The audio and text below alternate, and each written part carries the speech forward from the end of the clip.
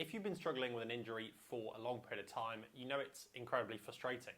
And there's one simple thing that is stopping you fix your injury. And it's not something complex, it's not this magical exercise, it's the fact that you simply can't do the work. You can't do your rehab exercises, you can't do your physio exercises, you can't be consistent with it. In this video, I'm going to explain why you can't do the work and a simple tip to help you break through this and make you do the work consistently so you enjoy your rehab and actually reach your end goal.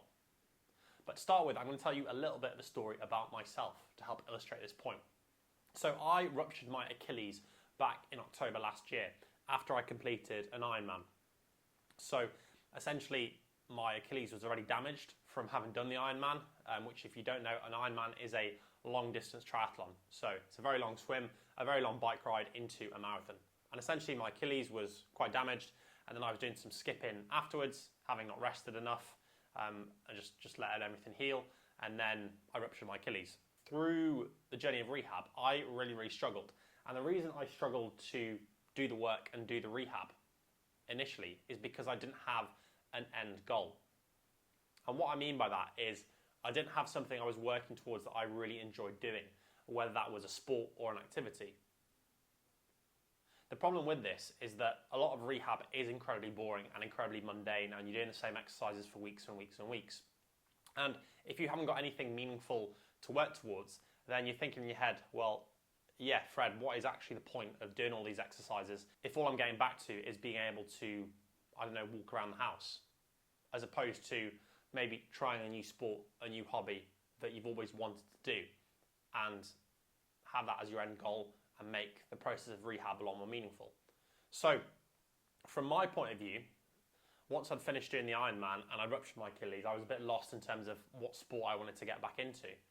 And this just made me quite inconsistent initially with rehab. But then I stumbled across jiu-jitsu, which I properly started about 4 weeks ago. But I had this in my head back in about November last year. Popped into my head, I think I saw it on someone's Instagram. I think it's probably James Smith's Instagram, if you know who James Smith is. And he had a reel, looked really cool. They were rolling around on the floor, and he was basically selling the idea of how good jiu-jitsu was to people. As soon as I got that in my head, and as soon as I thought, yeah, that's the sport I'm going to try, then the whole process of rehab became really easy. I did all my weekly sessions, I was consistent with it, I was trying harder in sessions, I was pushing the intensity, I was sleeping better, I was eating better, I was doing everything in my power to speed up this rehab process, do it as effectively as possible, so I could start this new sport as quickly as possible. And then, as I said, about 4 weeks ago, I started jiu-jitsu, and I'm absolutely hooked on it. I'm doing about 4 or 5 classes a week, alongside 3 days of strength training, and my Achilles is feeling amazing. And I'm still rehabbing it now, but I'm being incredibly consistent with it.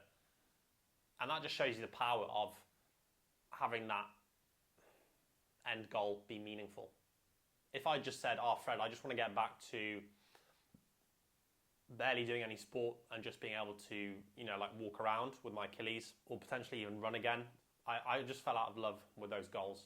And so trying something new is always a great idea. And I do think from my experience, people in a lot of sports, I can give you some examples: CrossFit, powerlifting, high rocks, football, rugby. People are scared to try something different. And I think the great thing about jiu-jitsu, there's other sports like this, was the fact that I could continue doing this sport well into my 40s and 50s because of the nature of it, because the nature of it is skill-based predominantly. Even though strength and conditioning is important, I could progress, and it's roughly going to take me 10 years to get to black belt if I stick at it. That's just an example there. But I think, yeah, trying something new, having a different end goal, something that you've fallen out of love with, just isn't a good way to go about things with rehab or with training. And it was really an instant shift. Like I said, before that, my nutrition I was being a bit lax with. I wasn't sleeping as well. I was probably drinking more alcohol. I weighed more. My body fat percentage was higher.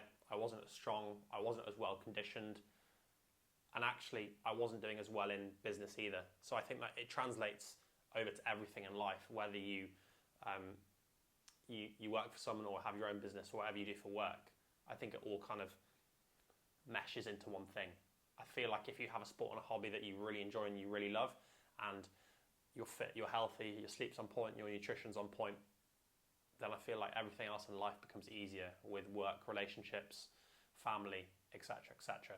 If you're interested in working with me one-to-one, just check out the top link in the description down below. Take care, and I'll see you guys in the next one.